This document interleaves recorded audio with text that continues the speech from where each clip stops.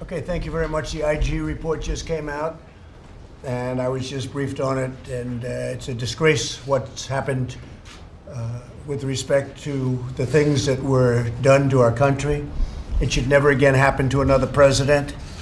It is incredible, far worse than I would have ever thought possible.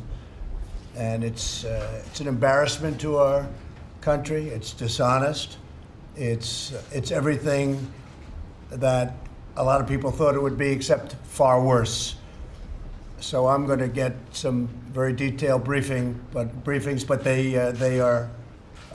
It's a very sad day when I see that. Very sad day when a lot of people see that. They had known nothing. It was concocted. And you say what you want. That was probably something that's never happened in the history of our country. Pam Bondi, I think you were able to look at some of the report and can address a little bit of it very well. If you might say a few words, I'd like to ask Kellyanne. I know you looked at it also. Please. Sure, President. You know, so many of us who are career law enforcement today are outraged.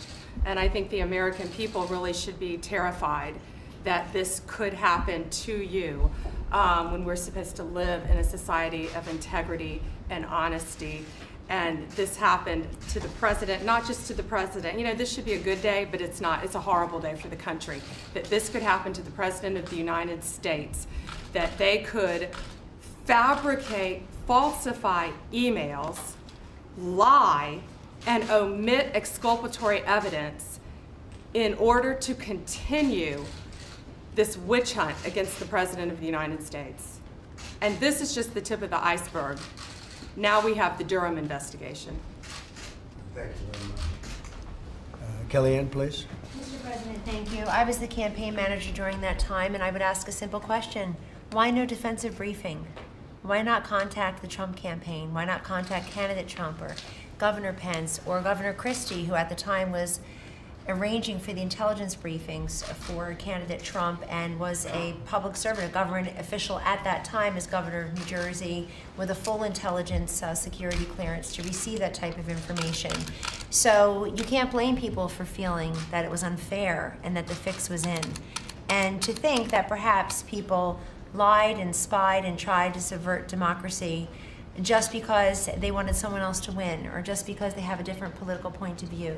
That is not the way the world's greatest democracy has been formed and can survive at a time such as this. I will just repeat something that Attorney General Barr said today, Mr. President, that this was an intrusive investigation of a U.S. presidential campaign on the thinnest of suspicions. And that is chilling language for any of us who want our government to work for us and not against us. I only wish they had come and informed us, Mr. President, and we could have had the knowledge and the wherewithal to act at that time and not put the taxpayers through 2+ protracted years of nonsense. Thank you, sir. Well, they fabricated evidence and they lied to the courts and they did all sorts of things to have it go their way. And this was something that we can never allow to happen again. The report actually, and especially when you look into it and the details of the report, are far worse than anything I would have even imagined. What they were doing and what they would have done if I didn't make a certain move that was a very important move, because it would have been even worse if that's possible. And they might have been able to succeed. This was an overthrow of government. This was an attempted overthrow. And a lot of people were in on it, and they got caught. They got caught red-handed. And I look forward to the Durham report, which is coming out in the not-too-distant future. He's got his own information, which is this information plus. And it's an incredible thing that happened, and we're lucky we caught him. I think I'm going to put this down as one of our great achievements, because what we found and what we saw, never, ever should this happen again in our country. All right, with that, today we gathered to discuss the urgent national priority that we've been working on so long and so hard, expanding educational freedom through school choice so that every American child can get a great education.